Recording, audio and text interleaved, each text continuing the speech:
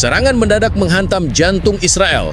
Rudal Houthi dari Yaman dengan dukungan Suriah sukses meluluh lantakan pusat listrik raksasa di Tel Aviv, membuat seluruh kota yang selama ini dipamerkan sebagai simbol modernitas langsung tenggelam dalam kegelapan. Tidak ada basa-basi, tidak ada peringatan, hanya satu dentuman keras yang disusul dengan padamnya semua cahaya.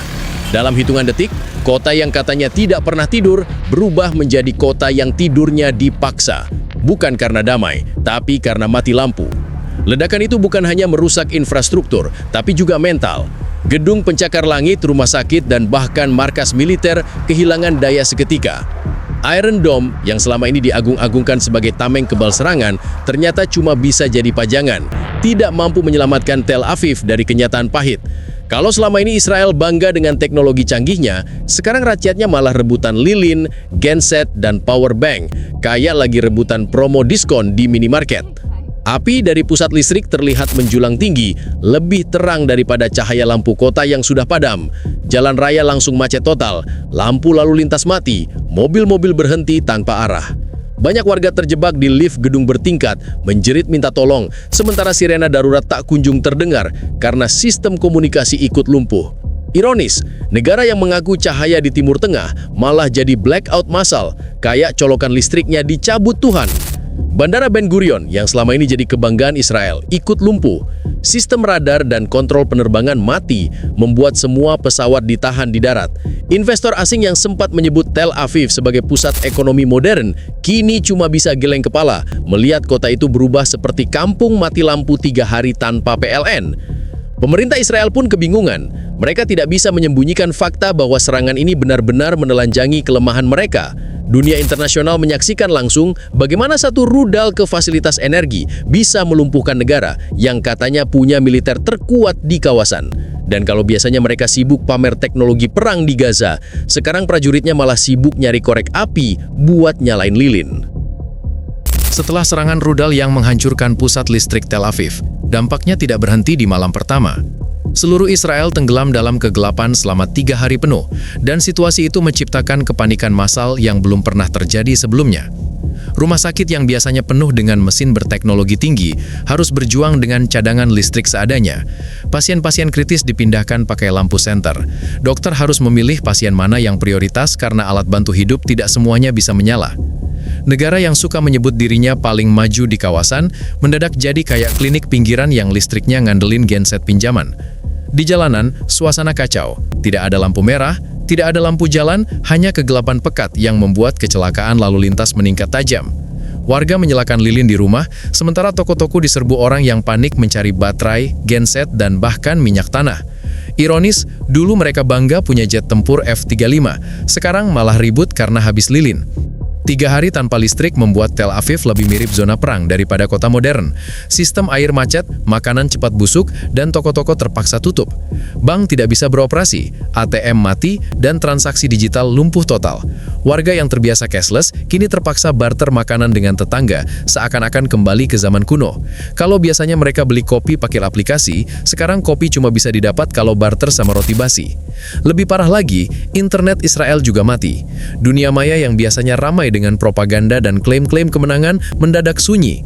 Tidak ada update, tidak ada postingan, hanya keheningan digital.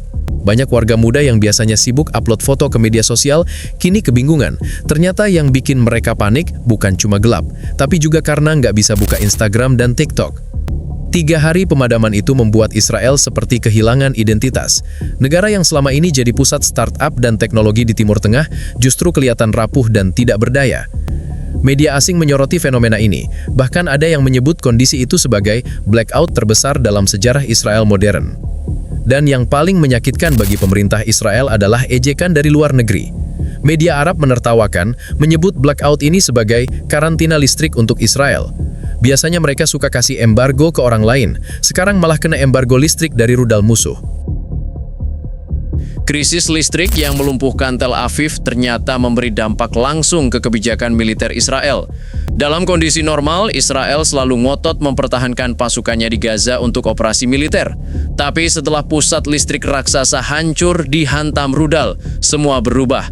Pemerintah Israel akhirnya mengumumkan penarikan besar-besaran pasukan dari Gaza, bukan karena belas kasih, tapi karena mereka butuh tentaranya buat jaga lilin di rumah sendiri. Markas komando militer yang biasanya jadi pusat koordinasi operasi di Gaza kini gelap gulita, server mati, satelit komunikasi terputus, dan radar pertahanan lumpuh. Kalau biasanya mereka sibuk menargetkan rudal ke Gaza, sekarang malah sibuk nyari colokan buat ngecas HT. Seorang analis militer internasional bahkan menyindir pasukan yang paling ditakuti di kawasan ternyata bisa dikalahkan sama mati lampu 3 hari. Di Gaza, kabar ini langsung jadi sorotan. Banyak warga yang tak percaya kalau Israel benar-benar menarik sebagian besar pasukannya. Tapi fakta di lapangan menunjukkan kendaraan lapis baja dan pasukan perlahan ditarik mundur. Sumber media Arab menyebut langkah ini bukan strategi, melainkan tanda kepanikan total. Yang lebih memalukan, tentara Israel yang pulang dari Gaza justru disambut gelap gulita di Tel Aviv.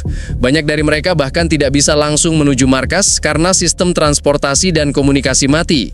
Ironis, tentara yang dilatih perang dengan senjata canggih sekarang malah jalannya pakai senter bekas camping. Keputusan ini juga menimbulkan kecaman dari kalangan internal Israel sendiri. Para keluarga tentara marah karena anak-anak mereka dipulangkan dalam kondisi kacau tanpa kepastian. Sementara itu, oposisi politik menyebut keputusan ini bukti kegagalan total pemerintah dalam melindungi infrastruktur vital. Gaza sendiri justru bernapas sedikit lega.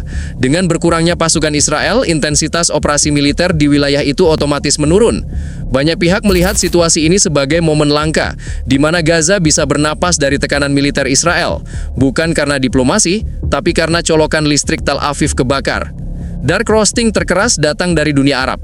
Selama ini Israel menindas Gaza dengan dalih keamanan, tapi sekarang mereka malah pulang karena nggak bisa hidup tanpa lampu. Ternyata tentara mereka bukan takut pejuang Gaza, tapi takut gelap. Serangan rudal yang menghancurkan pusat listrik di Tel Aviv tidak hanya bikin negara itu gelap gulita, tapi juga menimbulkan kerugian finansial yang benar-benar mencengangkan.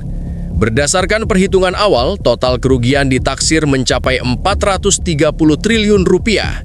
Jumlah ini tidak sekedar angka, tapi hantaman langsung ke jantung perekonomian Israel. Kerusakan fisik pada pembangkit listrik raksasa diperkirakan menelan biaya ratusan miliar dolar. Tapi dampak ikutannya jauh lebih besar. Aktivitas bisnis terhenti, pasar modal terjun bebas, dan perusahaan teknologi yang jadi tulang punggung Israel memilih menutup operasional sementara. Negara yang suka sombong soal startup nation sekarang malah berubah jadi shutdown nation. Bank-bank tak bisa beroperasi karena sistem digital mati, ATM kosong, transaksi elektronik lumpuh, dan warga terpaksa kembali pakai uang tunai. Bahkan di beberapa daerah, orang mulai barter kebutuhan sehari-hari. Biasanya mereka dagang saham, sekarang dagang roti basi sama air mineral. Investor asing yang selama ini tertarik menanam modal di Tel Aviv mulai kabur. Pasar internasional menilai Israel tidak lagi stabil. Saham perusahaan besar Israel ambruk, sementara mata uang shekel tertekan parah. Kondisi ini memicu krisis kepercayaan, dan dunia melihat bahwa serangan rudal bisa membuat ekonomi Israel terpuruk hanya dalam hitungan hari. Sektor pariwisata juga ikut hancur. Ribuan turis yang sedang berada di Tel Aviv memilih meninggalkan Israel lebih cepat.